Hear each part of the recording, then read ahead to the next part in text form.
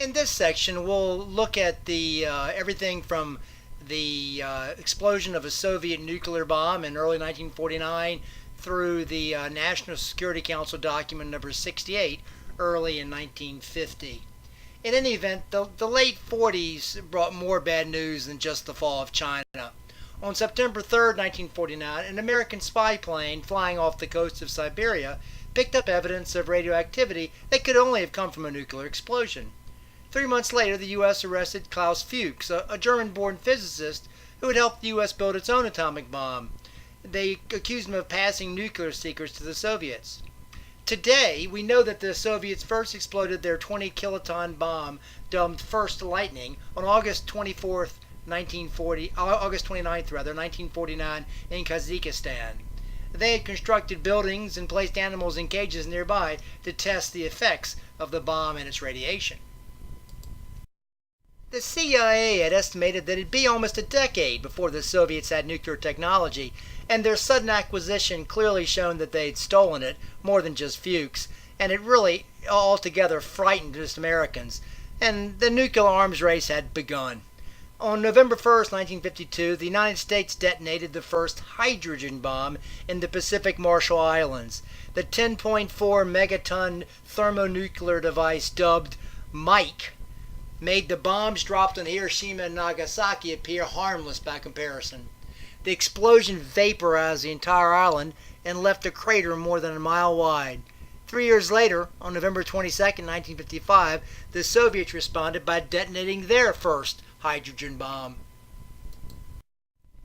The Soviet advances frightened all Western countries, as I say, and not surprisingly, they began in the summer of 1948 to negotiate a mutual defense pact.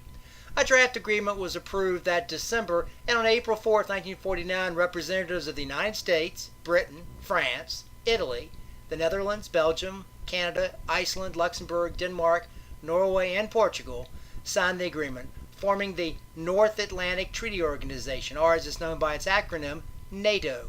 Any attack on a signatory nation, the agreement proclaimed, would be considered an attack on the whole. NATO would soon coordinate joint military operations. And in time, NATO would grow more than 24 member nations. In this map, the NATO members can be seen in the dark yellow.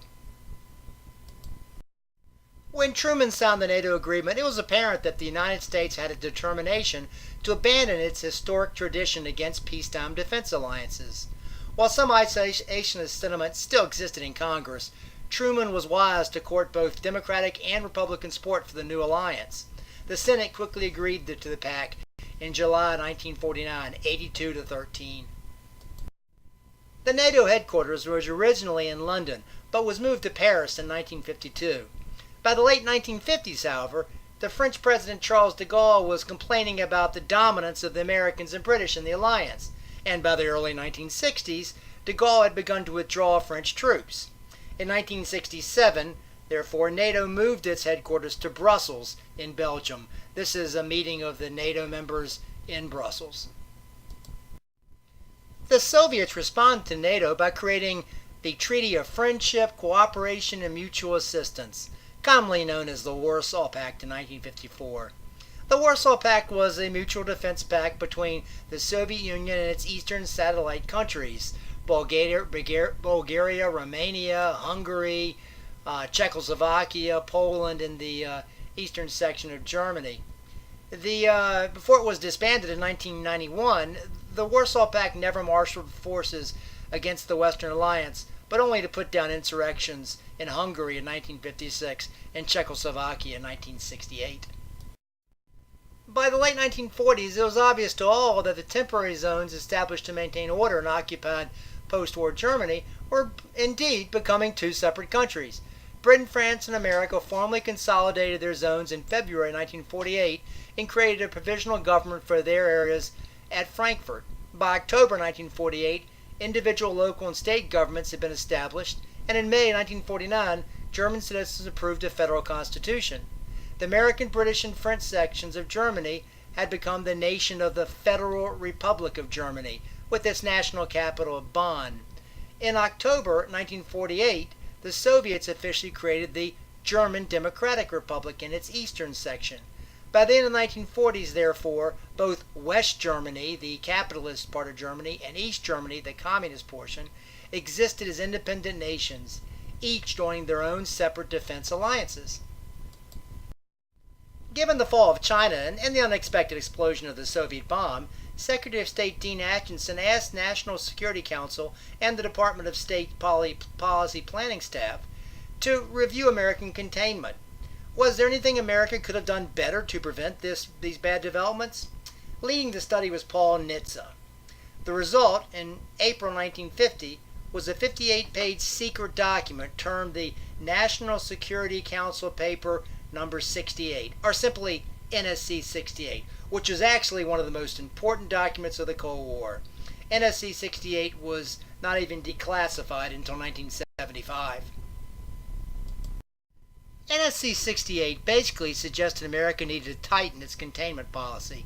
It needed to be more rigid and rely more on the buildup of traditional military and nuclear arms. George Kennan, you recall, had suggested that America could not afford to defend all areas and should focus only on those with strategic or other value, those areas vital to American interest.